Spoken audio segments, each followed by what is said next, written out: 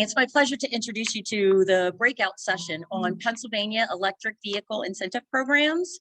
Our presentation today will be tag teamed by two individuals. Colton Brown manages the electric vehicle charging equipment program and coordinates electric vehicle education initiatives for the Department of Environmental Protection's Energy Programs Office. Colton is a certified climate change professional, and his degrees include a Master of Science in Environmental Planning and Management from Johns Hopkins School of Engineering. Robert Graff is the manager, Office of Energy and Climate Change at the DVRPC. Mr. Graff manages the Office of Energy and Climate Change Initiatives. He develops and guides initiatives to reduce energy use and greenhouse gas emissions. Mr. Graff has served on the City of Philadelphia's Electric Vehicle Policy Task Force, currently serves as a member of the Drive Electric PA, and leads the Interagency Battery Electric Bus Dialogue. Mr. Graff earned a Master of Public Affairs in Urban Regional Planning from the School of Public and International Affairs at Princeton University. It's my pleasure to welcome our speakers on electric vehicles, Colton Brown and Robert Graff. Thank you. Hello, everyone. So as mentioned, my name is Colton Brown from Pennsylvania's Department of Environmental Protection, specifically within the Energy Programs Office, where I work with a variety of electric vehicle programs. Throughout this this presentation, I'll just there we go. Throughout the presentation, I will mention that we're going to cover a lot of information in a relatively short period of time. So if you're online, please type in questions as we go, as it's really easy to lose track or forget what they were till the end of the presentation. If you're in the room, please write them down as we go, so that way you remember those questions at the end. After my presentation and Rob's presentation, we'll then collectively take questions. And we'll try to leave ample time for doing so. And I'm going to drop off my picture until Colton finishes. So I will see you once Colton introduces me later. Okay. All right, so here is a brief summary of what I'll be covering here this morning. So we're just going to start with some basics on electric vehicles, a couple key terms to make sure we have a solid knowledge base, some trends in Pennsylvania, some goals and education that we do here at the state level. Then electric vehicle incentives that are available to consumers, and then we'll get into the incentives for electric vehicles and charging equipment that is available to organizations such as yourselves. So right off the bat, vehicle types. So we all know what we're talking about when we say electric vehicle. So here we have regular gas vehicles, and we also have hybrids. So to be clear, throughout my presentation here this morning, while hybrid is sometimes referred to as hybrid electric vehicle, it is still fueled entirely via gas. So we are not going to be considering that an electric vehicle for the purposes of our discussion here this morning. On this slide, we can see plug-in hybrid vehicles and electric vehicles. Both of these vehicle types are able to plug in and receive electricity from an external source. Plug-in hybrids have both an electric mode and a gas mode when they're traveling, and obviously electric vehicles do not have an engine or tailpipe, so they are entirely electric. Both vehicle types will be, for my presentation, when I say electric vehicle, I'm including both of these types. So there's obviously some key benefits to electric vehicles. One of those, primarily for the vehicle owner, is that there is a significant reduction in the cost of ownership in the form of reduced fuel expense and reduced maintenance expense. So as you can see from these graphics, generally you're going to spend about 50 to 70% less on your fueling and similar decreases on your maintenance. Additionally, and why environmental protection is so interested in electric vehicles is they provide substantial benefit to our environment. Even when we consider the life cycle emission of electric vehicles, including their manufacture, they emit drastically fewer emissions Even if you're charging just off the regular electric grid, you're generally looking at an instant 2/3 to 3/4 reduction in both your greenhouse gas emissions as well as your other criteria air pollutants. And then if you were to select a renewable energy supplier or some other mechanism to charge that vehicle with all renewable power, then you're getting rid of almost all emissions associated with that vehicle. Just basically the emissions associated with manufacturing it and its tires is all that's left. So we're going to talk about different charging types for some of these incentive programs later. So I just want to cover the basics of the different levels of electric vehicle charging. So at the left of the screen here, we have AC level 1. And put simply, this is plugging into a regular wall outlet. Any electric vehicle can do this. They all come with a standard cord that you can plug into a regular wall outlet. This is going to get you about 4 miles of vehicle range per hour of charging time. So it is a pretty slow charge. At the same time, if you have a plug-in hybrid, or maybe you just don't drive all that many miles in a day, there's lots of electric vehicle owners that find this level of charging to be sufficient for their needs. However, the majority of electric vehicle owners do choose to use level 2 charging, either at home or at work for most of their charging needs. So level 2 charging is generally at 32 amps or 40 amps, and it's going to be through like a 208 or a 240 volt outlet. So that's the same as what you would use for an electric dryer or an electric stove. It's going to be that sort of plug type that charging equipment uses. So an electric vehicle is going to get about 20 to 25 miles of vehicle range per hour that it's charging through one of those plug types. Some plug-in hybrids may only pick up 10 miles of vehicle range, and that's because they're actually only able to pull in so much electricity at a time. They just don't have that large of a battery, so they don't need to be pulling in electricity faster than that. Most electric vehicles, 20 to 25 miles per hour. And then at the right here, we have DC fast charging. DC fast charging, unlike the previous two forms of charging, sends the electricity into the vehicle as direct current, where it goes directly into the battery. Both types of AC charging, it goes through an inverter within the electric car before it enters the battery. So DC fast charging is generally at least 50 kilowatt output. It goes much higher than that. Many new stations being installed are either 150 or even 350 kilowatt. And we're starting to see new vehicles coming out that can actually handle that 350 kilowatt charging speed. DC fast charging is generally designed to get an 80% charge within about 30 minutes of charging time. I will just note, sometimes DC fast charging will be called level 3 charging. That is technically incorrect. It should be referred to as DC fast charging. All right, so with our basics on charging, let's take a look at what is happening with electric vehicles in Pennsylvania. So as you can see, their growth is consistent and steady here.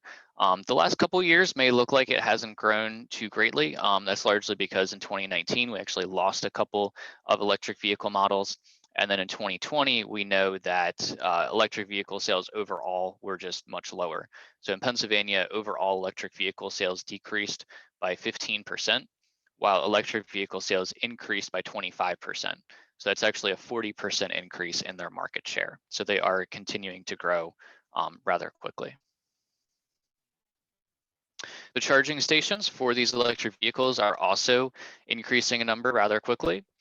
Just between January 2018 and January of 2020, the number of publicly available charging stations in Pennsylvania more than doubled. And it continues to grow now as well. We're over 2,100 available plugs at 900 locations. A couple hundred of those are Tesla plugs, only available to Tesla vehicles, but most of them can be used by anyone. So getting into some things that Pennsylvania is doing to support electric vehicle adoption. So one of the things that we've done is my office DEP has released the electric vehicle roadmap in 2019, and then an update booklet in 2021. This is a really good resource if you're just looking for 12 short pages on the basics of electric vehicles, what programs we have, things like that. So there's a link on this page here if that interests you, or you can Google search it as well. Pennsylvania Electric Vehicle Roadmap 2021. I'll bring it up. Yep. So that original roadmap had 13 recommendations for increasing electric vehicle adoption. And some other things that we've done kind of through our Drive Electric Pennsylvania Coalition is we've done a webinar series last year. We also had a ride and drive in Harrisburg a couple of years ago. And that webinar series includes a couple sessions. One is for the general public, one is for local governments. Those are good videos, half hour to 45 minutes if you're looking for a little more in-depth information on electric vehicles in Pennsylvania. So in terms of expanding the usability of these electric vehicles, the Federal Highway Administration has an alternative fuel corridors program, which is basically where they will designate highways as either ready for electric vehicle travel or pending electric vehicle travel based on whether or not there's DC charging at least every 50 miles along that corridor. So DEP is working with PennDOT both to identify these corridors as well as to work on getting more DC fast charging stations in to get corridors to ready status. So you can see we do have a good chunk of highway in the more densely populated areas of the state that are ready. And we do have some larger remaining gaps as well. A dashed line in this map just means more than 50-mile gap. But we have a couple of gaps that are still over 100 miles. So through some of these programs I'm going to talk about, we are definitely prioritizing filling in those gaps so that people know they can travel with these vehicles. So Pennsylvania set a couple goals related to electric vehicles. Some of those bigger goals came from the multi-state medium and heavy duty zero emission vehicle memorandum of understanding. This was signed by 15 states, including Pennsylvania and Washington, D.C. It sets a goal that 30% of our new medium and heavy duty vehicle sales will be zero emission, which is basically electric or hydrogen, by 2030, and that 100% of those new vehicle sales will be zero emission by 2050. This is an aspirational goal. There will be an action plan and then strategies that will come out to help us meet that goal. Separately from this MOU, Pennsylvania also has an executive order that sets a goal of electrifying 25% of the state's passenger fleet by 2025. And there is a group of individuals that are working to incorporate electric vehicles and meet that goal. All right, so now we're going to transition into those incentives. So first, just a couple incentives for you to be aware of that are available to individuals. This can be good information to share as part of public education. The first of which is that there is the federal incentive up to $7,500 for purchasing an electric vehicle. This is no longer available for GM or Tesla since they have hit the 200,000 vehicle cap. There's also discussions at the federal level to potentially expand or revise this program as well. So that's certainly subject to change if they were to pass something. There is also a much less well-known 30% federal tax credit for installing charging equipment. If you do so at a home, that's up to $1,000 or 30%, whichever is less. If it's a business, it's up to $30,000 or 30%, whichever is less. So that's a good one to mention as well. It's much less well-known. This one generally gets extended in 1-year increments. So technically you have to install by the end of this calendar year, but it has been extended in 1-year increments for about 5 years running now. So, all right. So what Pennsylvania offers to residents purchasing electric vehicles is we have a rebate program that is currently $750 for the purchase of a new electric vehicle, $500 for the purchase of a new or used plug-in hybrid or used electric vehicle. there is an additional $1,000 for applicants that meet a low, that are below a household income cap. So this is a good program to help offset a little bit of that higher cost from these vehicles for now. And then they're also welcome to check their local utility as well to see if there's an additional incentive from the utility as well. Now we're going to cover our incentive programs that are available to organizations. So there's 4 programs I'm going to cover here. This first one is the one that is most likely that a local government would be interested in. And the last one that I'm going to cover is the second most likely. The other 2 programs are possible that you might be interested, but they're also just good to be aware of. So I'll cover them in less detail, just kind of make you aware. But with all of these programs, if you have any questions, feel free to ask them at the end, or feel free to use my contact information at the end of the presentation to reach out individually if we don't have time to get to any of your questions. So first here we have the level 2 rebate program. So this is essentially available for any organization, including governments, that are looking to install level 2 charging equipment. So this could be charging equipment in public spaces, in workplaces, such as for your employees or for a fleet transition, or for multi-unit dwellings. It's a voucher system, so basically your project just has to be eligible and you can get a project. There's no like selection or scoring process. And so far, just in the less than 3 years this program has been out, we've installed over 950 plugs with funding through this program. And there's another 500 or so that have active rebates that are working on their projects. So these are the current rebate amounts through this program. So you can get up to $4,000 per plug, or 70, or for government, it would be 80% of your total project cost, whichever is less, assuming that that plug is available to the public and you're using networked equipment. We'll define networked here in a moment.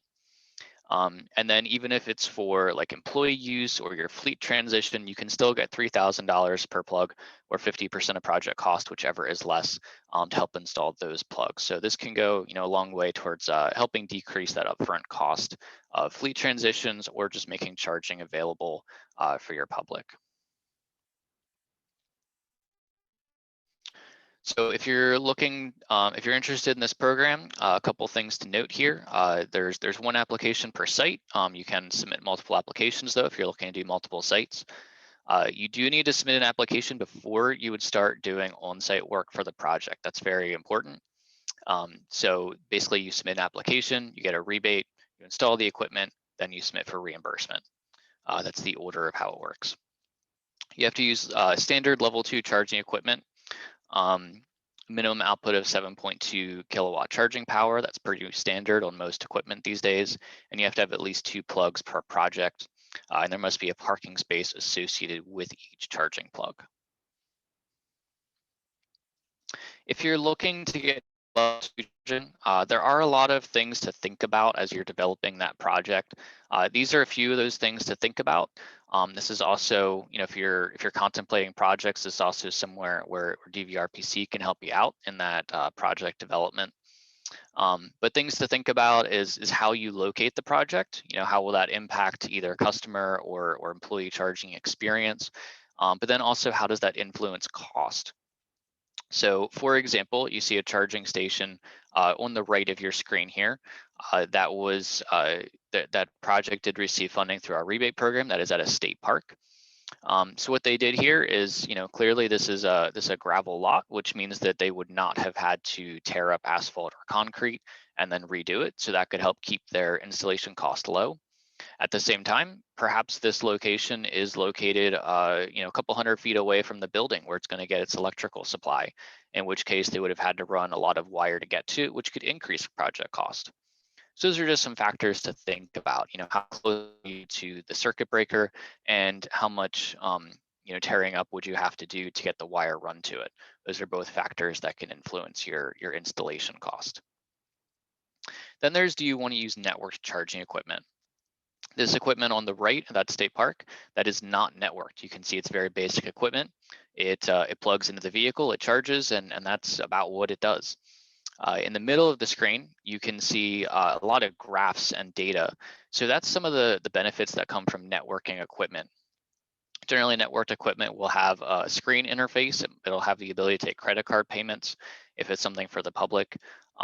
It also has the ability to provide real-time information on if those plugs are available for charging. So that's a really good feature if it's a publicly available station. And networking provides you just a host of data, often in real time. So networking does obviously significantly impact the cost, though. Both the equipment will cost more, and then you'll have a recurring annual fee for that networking service. So those are just things to think about as you're developing your project. You obviously won't know if it's going to be available for public charging, and if it is, how much would you charge for the public to charge, if anything. As you're thinking about your project timeline, note that rebates are valid for 180 days, but you can reapply if your project would be delayed for some reason. The only downside there is that the rebate levels do decrease periodically. So if it decreases and then you go to reapply, you're subject to the new lower rebate level, whereas your rebate is locked in for that 180 days when you initially get it. Okay. So that covers the level 2 program. I'm going to briefly mention our DC fast charging program here. This is a program that is possible a municipality could look to apply to, but pretty unlikely. Really, this just to make you aware that we do have a grant program for DC fast charging. It's about $2 million in new awards per year. We have about 2 years of funding left through this program. You can see right here the first station that has been successfully completed through this program. Projects through this program have to be fully available to the public, and there's a number of factors that go into project selection, but really, things like being located along an interstate highway that doesn't have other charging nearby is a pretty big factor. Essentially, because the location needs to have really good amenities, things for the customer to do for 20 to 30 minutes. Be in a specific location that would really cater to good usage. Factors like that, governments are not necessarily going to own the correct type of location that this program may be looking for, but it is a really good program to be aware of, so that maybe if you have local businesses that are interested, you can certainly direct them to applying for this program.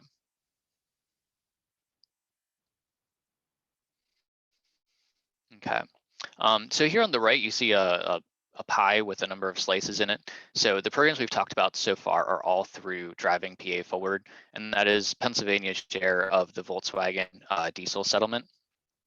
The two programs we just covered, Level 2 rebate and DC fast charging, they are both coming from that 17.7 million yellow slice of the pie. That is the maximum that we can put towards light duty charging equipment. We're only allowed to spend 15% on those programs. This program here, it could potentially be interesting to municipalities, especially if you have like school bus fleets, things like that. But this is really intended to help reduce NOx emissions by by replacing older diesel vehicles, either with newer diesel vehicles or alternative fuel vehicles such as electric.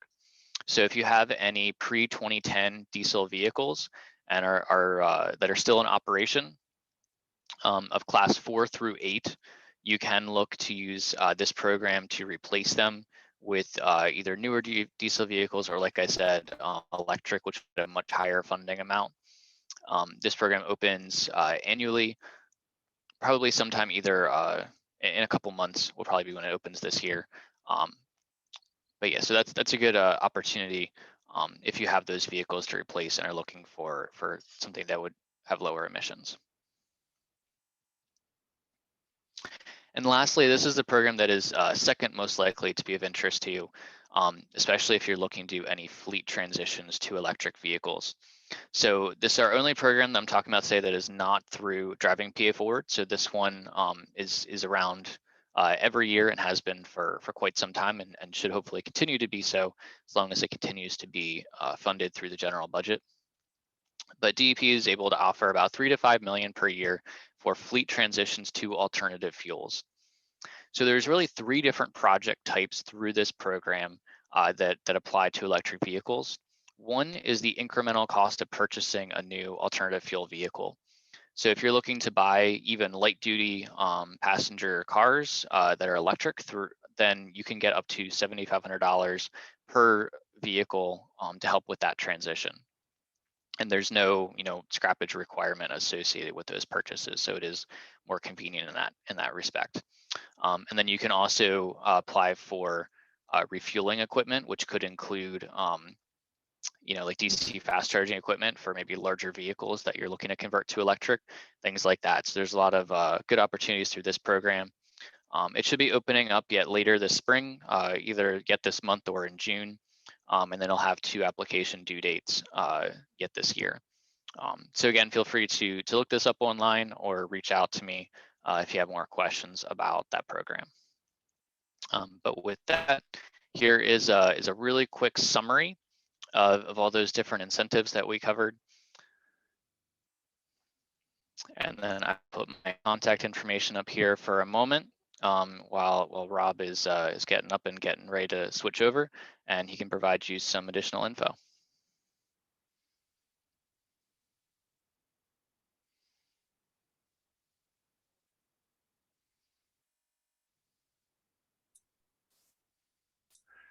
Great. Good morning. Colton, can you confirm that you can see my slide there?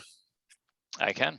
All right, great. One thing I just wanted to quickly follow up on is Delaware County received an AFIG grant in the last round for about $150,000 more or less to pay for 15 electric vehicles for the county's fleet, as well as 6 level 2 charging stations, each of which have 2 plugs to power them. So they've just received that and just installed those. So there's an example of exactly how this program can help a government entity. Good afternoon. I guess it is afternoon, and I know some of you are online and some, I guess, are in person in Drexelbrook. My name is Rob Graff. I manage the Office of Energy and Climate Change Initiatives at the Delaware Valley Regional Planning Commission. I'll give you a general overview of 2 tools that we've developed to help with cost-effective and practical development of electric vehicles in our region, particularly for municipalities and other fleets. DVRPC is the federally designated metropolitan planning organization for the 9 counties of Greater Philadelphia, which includes the 5 counties of southeastern Pennsylvania and the 4 counties in southern New Jersey. Our office has been working in the EV space for quite some time, seeing electrification as one of the major solutions to decarbonizing the transportation sector. We've developed a few EV readiness plans for the region and serve on several electric vehicle advisory committees and task forces, including the Drive Electric PA work that Colton sort of helps drive at the state level. And we're generally recognized as sort of a go-to resource in our region for electric vehicles. But I want to just note that while our office has been involved with EV planning due to their lower carbon footprint, we recognize that electric vehicles are still passenger vehicles and come with the same problems of all passenger vehicles. They cause congestion, require parking, take a lot of land, can cause crashes with pedestrians, cyclists, and other vehicles. And currently, they do not pay the state and federal gas taxes that help pay for roads, although there are some movements to fix that with mileage-based user fees or other solutions. But we just want to make sure that they're good, but they're not a panacea for all transportation problems. I'm going to briefly talk about, I'm going to be showing you 2 DVRPC resources related to electric vehicles. We hope these will be helpful both to municipalities and businesses. The URLs are here. I guess these will be, slides will be shared, or after this, I'll try to remember to put those URLs in the chat. The second one is sort of wrapped up it's incorporated in the second tool is sort of incorporated in the first tool. So it's the electric vehicle resource kit for municipalities, sort of intended to answer the questions that are here about, what should my municipality do about electric vehicles. It's written specifically for our region. And this information, although it's focused for municipalities, is likely to be useful for others, particularly businesses that may own fleets, of any kind, and also to potential EV owners for some of the information that we provide on rebates and so forth. It tries to answer, again, a range of questions, and it has, it's a living resource. We keep updating it all the time, which is why we put it online. And we have the ability to ask us if you have any, if you look at it and you find there's things missing you want us to add or include. We're always trying to add new information. We have links to, has these current sections, some of which I'll go over, the resources to purchase electric vehicles and charging equipment that Colton went over. All of those resources are linked to through this tool.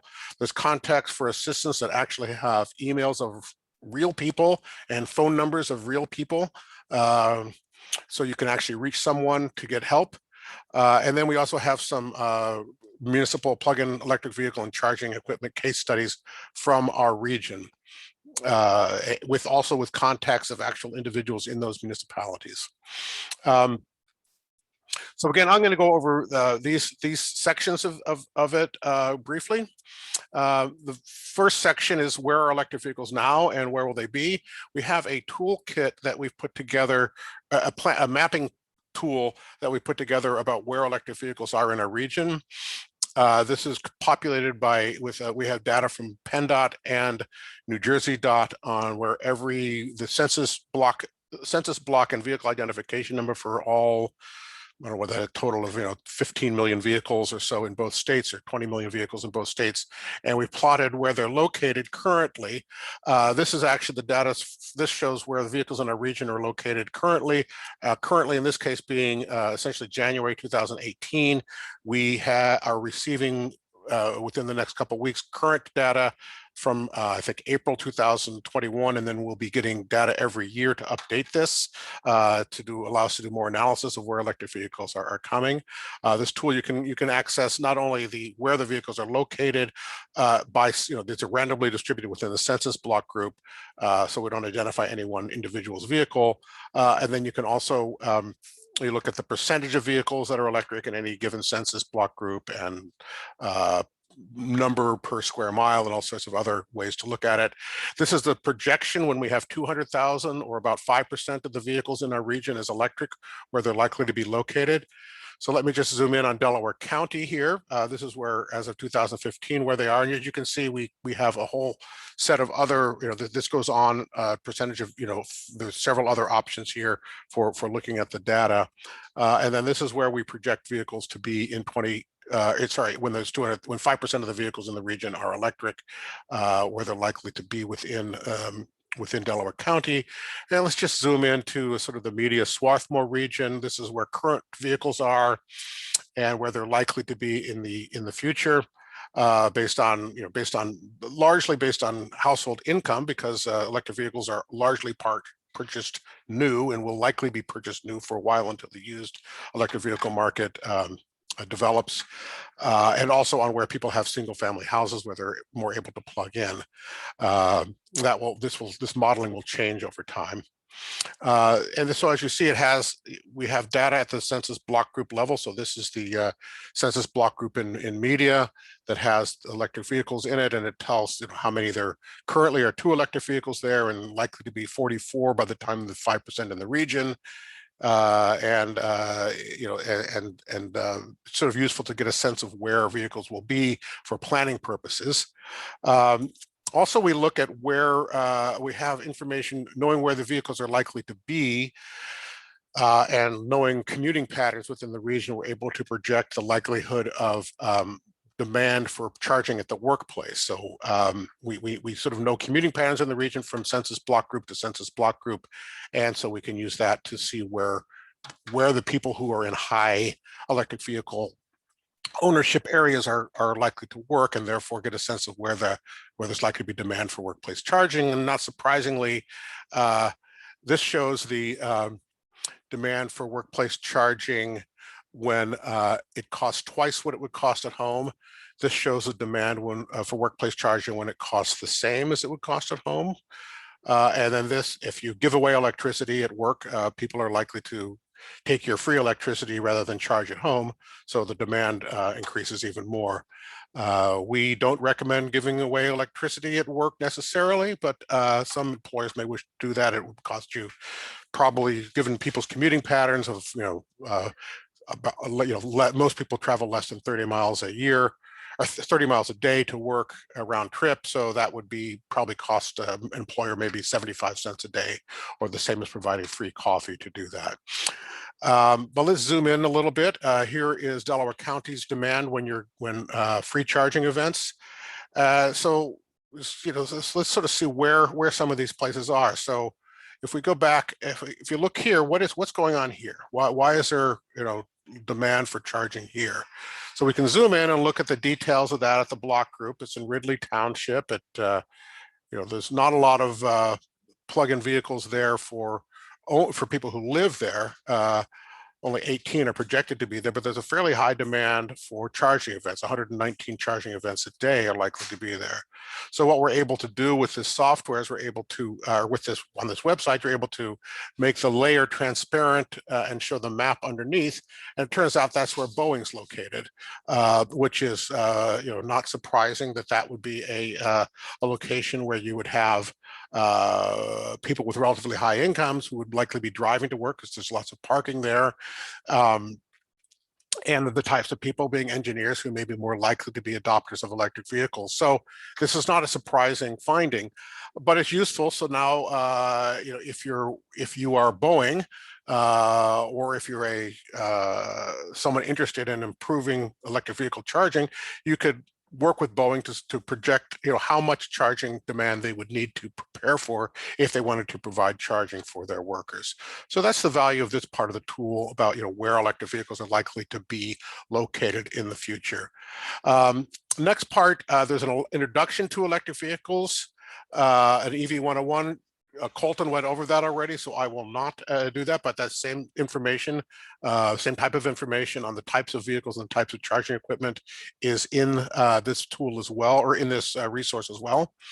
One thing I just wanted to mention, this shows, this is a somewhat old illustration of where people are likely to charge. I mean, most people, and the type of charging they're likely to have. So most people will charge either at home, be that a single family or multifamily home, using level 1 or level 2 charging, as Colton mentioned. And employees at work will, if they're charging at work, will use level 1 or level 2. And then fleets, such as municipal fleets or other fleets, will often use level 1 or level 2, depending on how large they are. And then this is sort of an outdated DC. They might use, if they're larger vehicles like trucks and so forth, they might use a DC charging. And then for public and metropolitan areas, there's generally level 2 charging. Although this part of the pyramid is getting smaller as vehicles have longer ranges, there's less need for public charging within a metropolitan area. And then very few people will be using DC fast charging traveling between metropolitan areas. So as you can see, the large bulk of charging occurs either at home or at work or by fleets, with relatively little taking place in public areas, except for the great importance of intermetro charging, like the charging routes that Colton noted, where if in order to get from Philadelphia to Pittsburgh, you're going to need to charge somewhere in between there in all likelihood. The EV world is changing fast. In fact, actually, just later today, I believe the Ford F-150 electric pickup truck, which I can't remember, they're calling it the Lightning, I believe, is going to be released, which is going to be sort of a game changer. That's the most popular vehicle in America. So it's how it goes.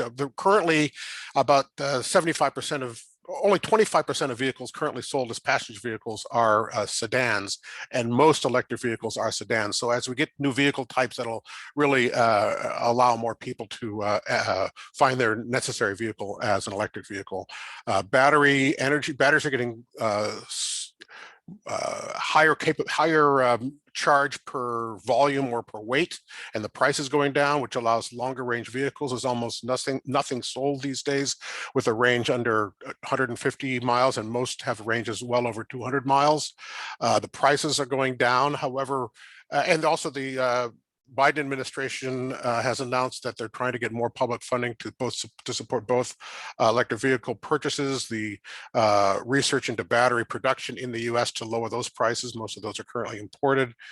And the total cost of ownership of electric vehicles is likely to flip from internal combustion engines to electric vehicles over the next few years. Now, of course, the total cost of ownership depends on two things. The cost of the electric vehicles are likely to remain, the sales cost is likely to remain higher for a while, but the cost you drive per mile, as Colton noted, is significantly less. So particularly if you drive, the more you drive, the longer range, the more a vehicle is used, the better the total cost of ownership case is for moving it to an electric vehicle. And there's just starting to be used vehicles on the market. When we get the new data from PennDOT and New Jersey DOT for our tool, we're going to analyze where the used vehicles have been sold and where they're going. And also there's a lot of opportunities, as Colton noted, in the goods movement world with with trucks, particularly regional delivery vehicles that return to a base where they can charge overnight, like the FedEx or UPS or Amazon vehicles. And so one thing this all means is if things are in print, they may already be out of date, which is why we're keeping most of our EV advice online. And there's a lot of, if you look at an electric vehicle planning a document from 2017, it's probably out of date. So try not to pay much attention to older stuff because this market's changing so quickly. The next part of the case kit is on incorporating electric vehicles in a municipal fleet and figuring out which vehicle to first replace with a plug-in electric vehicle in your fleet. So you should really treat your first electric vehicle as a pilot. I would suggest you just get one or maybe two to sort of learn how these work. Your first one is probably not going to save you a ton of money. You're probably going to be learning how to use it. So, be treated as a pilot. It's not, it's your first electric vehicle. You may have, it may take you a while to sort of figure out how it fits into your system, and you really want it to be a success, right? So you want to get a light duty sedan, in all likelihood. Don't start with your trash truck, although there are people using electric trash trucks. But your first one, you just want to get some light duty sedan that probably has more miles than less, although for a lot of municipal vehicles, you're not going to save money on the mileage because our municipalities tend to be so small. A lot of vehicles don't put on enough miles to really save the dollars when you do a total cost of ownership. But you want to have a vehicle that's used regularly. You're probably going to want to wrap it with or have a logo on it that notes that it's electric. You want a vehicle that tends to be used in public. So like a code inspection vehicle that might be parked on the streets or in people's driveways or in parking lots during the day that says, municipality X electric vehicle. You want it to be parked, you want it to be a vehicle that's parked wherever it tends to spend its night, at a place where it's easy and inexpensive to install a charger. And I'll talk about that a little bit in upcoming slide. Then you have the question, do you want to use a all electric vehicle, also known sometimes as a battery electric vehicle, or a plug-in hybrid electric vehicle?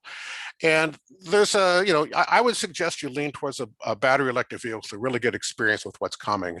And it's also important to have a vehicle that's not necessarily mission critical. So you want a vehicle that if somehow it has a problem, you have a option to use a different vehicle, or you're not going to use your ambulance or your police vehicle for this. You want something that that's not completely critical to use. And as Colton noted, the alternative fuel incentive grant is excellent opportunity to help support the purchase of vehicles. So then on the charging station side, the charging stations themselves are not all that expensive. I don't know, probably, Colton may correct me on this, but they're on the order of, for a level 2 charger, it might, the charger itself might cost a couple $1,000s, but the installation can be significant. You may need to upgrade your electrical panel. Basically, if you have a couple of electric vehicles, it basically uses the same amount of electricity as a house. So you want to put it to a meter where the other, assuming you're a municipal fleet or a fleet that's charging overnight, where the overnight use is otherwise low, so you don't increase your demand charges related to your electrical connection. And you want to put it in a place, as Colton noted with that picture of the gravel lot, a place where you have relatively little excavation, and whatever excavation you do is ideally not through asphalt or concrete, but is on a grass strip. Often people put chargers at the edge of parking lots. If you're doing it behind the fence at your municipality, you can just put it directly on the wall of the building and run your conduit either outside or inside from your electrical panel to where that is. The decision on whether to network the charger can be a challenging one. If you're using it only for your own use and you can get data from your vehicle on how it's used, you may choose not to network it because there can be a cost. Haverford Township, where I live, I know they pay $600 a year for the networking cost, which is more than they spend for their electricity. So you need to think about the value of not just the cost of the electricity, but all the other supporting costs as you go into this, as you enter into this, so you don't get surprised by either demand charges for increasing your electrical usage or network charges or maintenance charges, that you know what those are entering in. You're probably going to want a level 2 charger for your vehicles. You might be able to get by with a level 1, but level 2 makes a lot of sense because then you can be sure it will be charged overnight if it runs low. And then there's the question of whether you want to have it sort of outside the fence line and available for public use. Say you're using your vehicles during the day, but you're charging them at night. Well, that may mean your charger is available during the day, and do you want to allow people to use that? Well, that can also affects how that you need to investigate how that would affect your electricity demand during the day, which might raise your demand charge as a municipality. You also, what is the role of a municipality in charging private vehicles versus the private sector's role in that? And that's just a consideration you have to make as a municipality.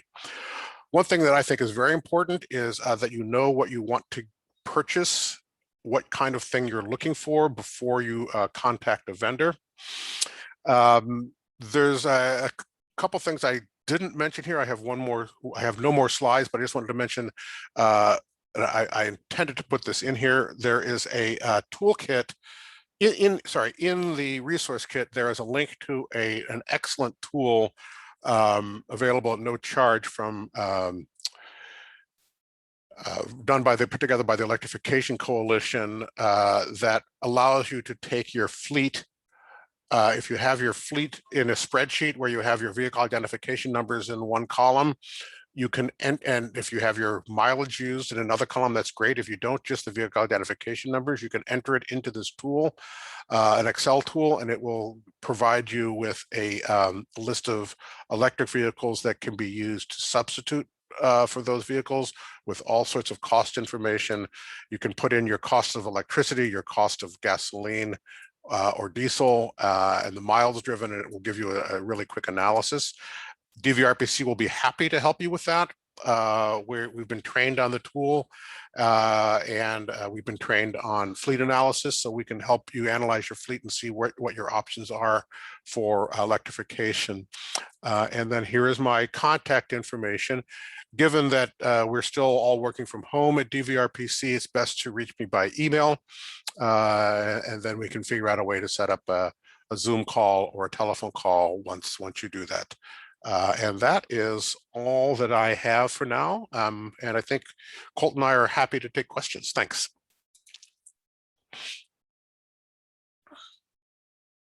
Thank you, guys. I would like to thank Robert Graff and Colton Brown for our presentation today. If anyone has any questions, if you could put them in the chat and put them in the chat area, we're going to record the chat and that will be online for viewing afterwards. We can then send your questions for answers to either Colton or Robert. So thank you very much for attending our electric vehicle breakout session. Again, this will be posted to DCTMA's YouTube channel. We'd like to end this breakout right now, move everyone into the center ballroom for lunch. Thank you, Rob, and thank you, Colton. You're very welcome. Thanks.